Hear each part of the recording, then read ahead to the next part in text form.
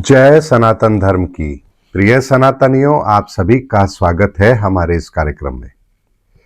सनातनियों, किसी ने मुझे एक प्रश्न भेजा। प्रश्न नहीं कहूंगा, ये कहूंगा कि किसी ने कमेंट किया था कि आपकी बातें हमें तो समझ आती है, क्या मुसलमानों को सनातन समझ आएगा? क्या ईसाइयों को सनातन समझ आएगा? क्या आपका यह प्रयास वहां काम करेगा?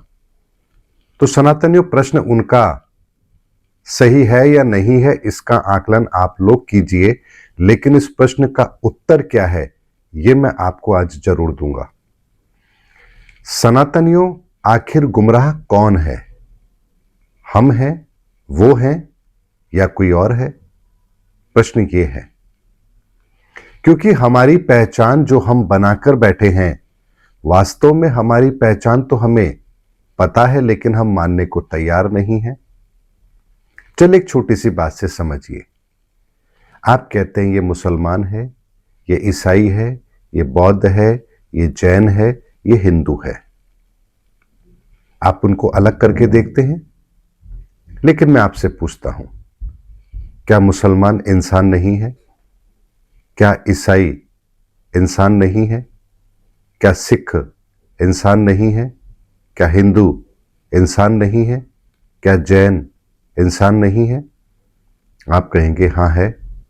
अगर हम सब इंसान हैं तो फिर हम अपने आप को अलग मानते क्यों हैं? सनातन, इस बात की गंभीरता को समझिए, आपको सच्चाई भी पता लगेगी। इस पूरे संसार के अंदर अगर कोई एक सर्वशक्तिमान है तो वो है ईश्वर। और ईश्वर को ही हमने अलग अलग नामों से जाना है, समझा है। किसी ने उसे स्वयंभू कहा, किसी ने परमात्मा कहा, किसी ने ईश्वर कहा, किसी ने अल्लाह कहा, लेकिन वो एक ही है और वो है ईश्वर। और उस ईश्वर से हमारा संबंध क्या है? उस ईश्वर से हमारा सीधा सीधा संबंध है कि हम उसकी संतान हैं, और हम उसकी संतान हैं, इसीलिए हम कहते हैं अपने आप को कि हम इंसान हैं। इंसान का मतलब होता है ईश्वर की संतान। संतान कौन होती है?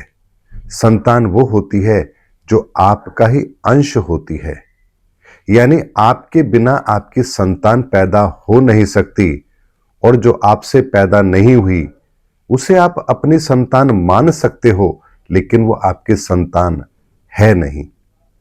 इसी तरह से अगर हम इंसान है यानी ईश्वर की संतान है, तो हम फिर ईश्वर से ही तो पैदा हुए हैं।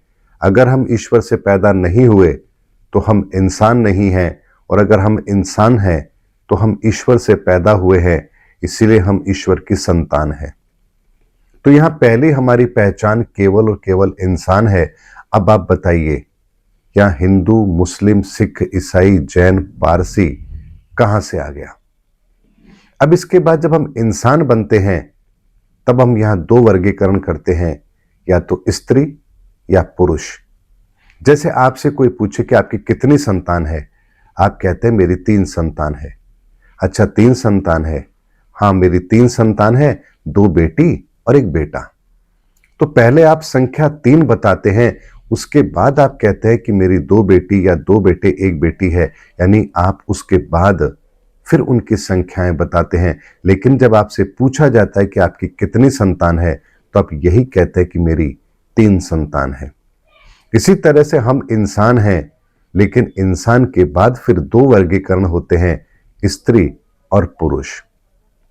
लेकिन हम इंसान होने के बाद अपने इस वर्गीकरण को इतना छोटा करते चले जाते हैं कि आज हम उस स्थिति में आ गए हैं जहां हमें यही नहीं पता कि हमारा असली संबंध है किससे। इंसान बने, इंसान के बाद फिर हमने अपने आप को हिंदू बनाया, अपने आप को मुसलमान बनाया, जैन बनाया, बौद्ध बनाया, पारसी बनाया, यहूदी बनाया, सिख बनाया, ईसाई बनाया। यानी जैसी जैसी हमारी मान्यताएं रही, जिस भूभाग के अंदर हम रहे, जैसी वहां की परंपरा रही, जैसी वहां की जलवायु रही, जैसी वहां की वनस्पति रही, जैसी वहां की शिक्षा रही, हमने उसके आधार पर अपना एक समूह बना लिया और अपने आप को एक अलग पहचान दी कि हम हिंदू हैं, हम मुसलमान हैं, हम जैन हैं, हम बौद्ध हैं, हम पारसी हैं, हम यहूदी हैं, हम सिख हैं, हम ईसाई हैं। लेकिन इनसे पहले हमारी जो पहचान है वो तो इंसान की ही है। तो आप अपनी अगर वास्तविक पहचान को भूल रहे हैं तो गलती कौन कर रहा है, गुमराह कौन है? यदि आप कहते हैं कि मैं मुसलमान हूं लेकिन आप ये स्वीकार नहीं करते कि आप इंसान हैं, तो फिर गलती कौन कर रहा है? अगर आप कहते हैं मैं ईसाई हूं लेकिन आप ये कहते हैं कि मैं इंसान नहीं हूं, तो फिर गलती कौन कर रहा है? और अगर आप इंसान हैं तो फिर इंसान तो ईश्वर की संतान है, तो फिर आप औरों से अलग हो कैसे गए? इसीलिए सनातनियों, इस बात की गंभीरता को समझिए कि जब हम यही नहीं रुकते हैं, हम हिंदुओं के अंदर भी फिर और वर्गीकरण करते चले जाते हैं कि हम ब्राह्मण हैं, हम क्षत्रिय हैं, हम वैश्य हैं, हम शूद्र हैं।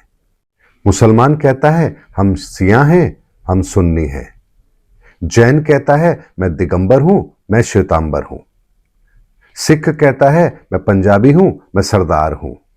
यानी यहां पर भी आप अपना वर्गीकरण करते चले जाते हैं और ये वर्गीकरण आपको इतना छोटा कर देता है कि आपको आपके आसपास की दुनिया ही इतनी बौनी नजर आने लगती है कि आपको लगता है कि इससे बाहर तो कुछ और हो ही नहीं सकता। यानी कुएं के मेंढक की स्थिति आपकी होती है। आप कितनी बड़ी ही छलांग लगा लें, लेकिन आप कुएं की एक दीवार से दूसरी दीवार से ज्यादा बड़ी छलांग लगा ही नहीं सकते। और इसीलिए आप कहते हैं कि दुनिया इससे बड़ी हो नहीं सकती, हमारा धर्म, इस धर्म के बाहर तो कुछ हो ही नहीं सकता, क्योंकि हमारी स्थिति कुएं के मेंढक की है, जो पानी में तो है लेकिन उसे यह नहीं पता कि समुद्र कितना बड़ा होता है और कुआं क्या होता है। इसीलिए सनातनियों, ये हमारे हाथ में है कि हम इस दुनिया के अंदर प्यार की भाषा समझे या नफरत की भाषा समझे, हम इंसानियत के रास्ते पर चलें या हैवानियत को अपनाएं, हम सुख की कामना करें या हम दुख का वर्ण करें, हम सदगति को प्राप्त करें या दुर्गति को प्राप्त करें, ये कोई और तय नहीं करेगा, ये हम तय करेंगे। इसीलिए वर्तमान का समय कुछ लोगों के लिए अवसर है तो कुछ लोगों के लिए आपदा है, कुछ लोगों के लिए परिवर्तन है तो कुछ लोगों के लिए प्रलय है।